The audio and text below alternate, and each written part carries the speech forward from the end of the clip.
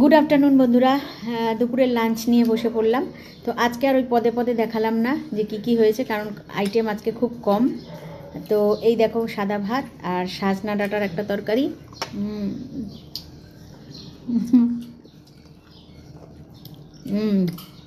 পোস্ত সাজনা দিয়ে দারুণ, চাল কুমড়ো, আর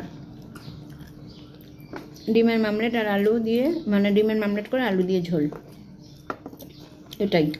আর একটা জিনিস দেখো,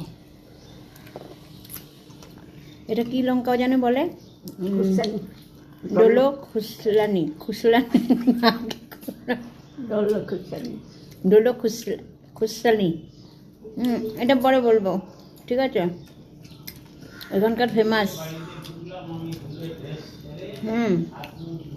আর এই দেখো বাবা কত লজেন্স এনেছে, সব খাবো এগুলো।